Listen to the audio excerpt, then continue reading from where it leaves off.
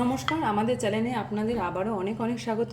আজ আমি কিছু অন্যরকম স্টাইলে ডিমের কারি রান্না করে দেখাবো। তার জন্য আমি পেঁয়াজ কুচি, দুটো লঙ্কা, টমেটো কুচি আর রসুন নিয়ে নিয়েছি।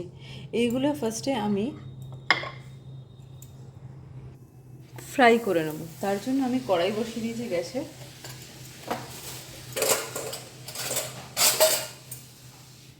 কড়াইটা আমার গরম হয়ে গেছে। এবারে আমি কড়াইতে তেল দিয়ে দিচ্ছি।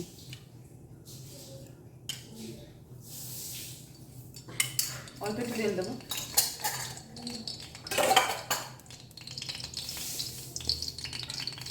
এবারে আমি তেলটা গরম হয়ে যাওয়াতে একটু জিরে দিয়ে দেবো।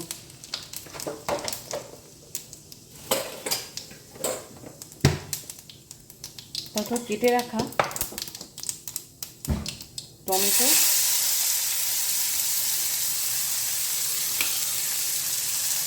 পেঁয়াজ, কাঁচা লঙ্কা আর রসুনটা দিয়ে দেবো।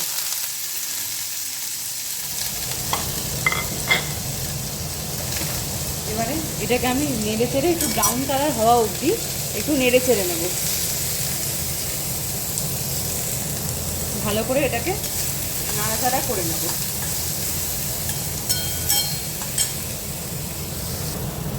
ফ্রাই আমার হয়ে গেছে। এবার এটাকে আমি একটা মিক্সার বলে তুলে নেব।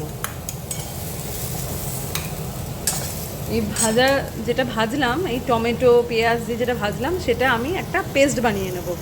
যতক্ষণ আমি পেস্টটা বানাবো তার মধ্যে আমি একটু সর্ষের তেল দিয়ে দেবো। পেস্টটা বানাতে বানাতে আমি কড়াইতে এই সর্ষের তেলটা দিয়ে দেবো একটু ডিম আর আলুটাকে ফ্রাই করার জন্য। কড়াইতে আমি আলুটা দিয়ে দিচ্ছি, তার সাথেই আমি ডিম তিনটে দিয়ে দিচ্ছি। একটু হলুদ দিয়ে দেবো।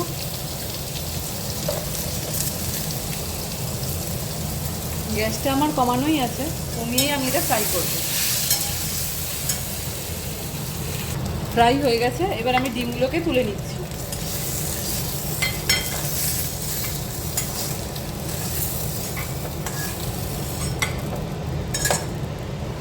কড়াইতে অল্প পরিমাণে তেল দিয়ে দিলাম।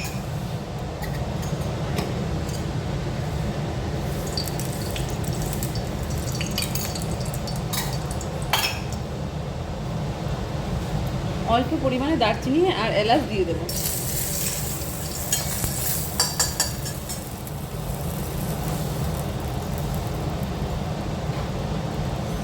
এবার যেই পেস্টটা বানিয়েছিলাম সেই পেস্টটা দিয়ে দেবো।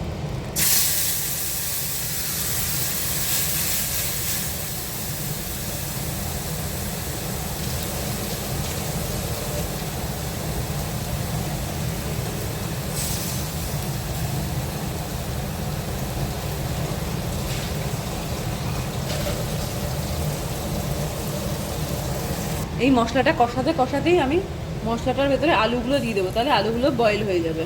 আমাকে আলাদা করে তেল জল দিয়ে আলুগুলোকে আর সিদ্ধ করতে হবে না। একটু হলুদ দিয়ে দেবো, আগেও দিয়েছিলাম, তাও একটু দিয়ে দিলাম অল্প সামান্য পরিমাণে। একটু জিরে গুঁড়ো দিলাম, গোটা জিরে দিয়েছিলাম অল্প, তাই সামান্য সবই অল্প পরিমাণে দিচ্ছি। আর ধনে গুঁড়ো দিয়ে দিলাম একটু ফোঁটা।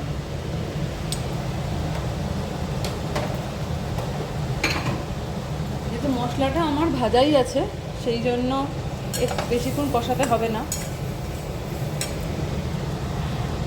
এবার আমি এটার মধ্যে একটু স্বাদ মতো নুন দিয়ে দিচ্ছি।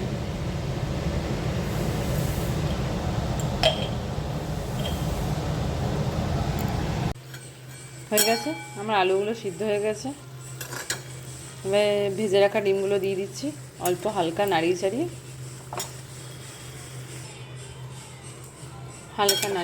নিয়ে উঠিয়ে নেব। রেডি আমার এগ কারি। আমাদের ভিডিওটা যদি ভালো লাগে, টাচ অফ মাদার চ্যানেলের পাশে থাকবেন, সাপোর্ট করবেন, like, comment, share and subscribe করতে ভুলবেন না। Thank you.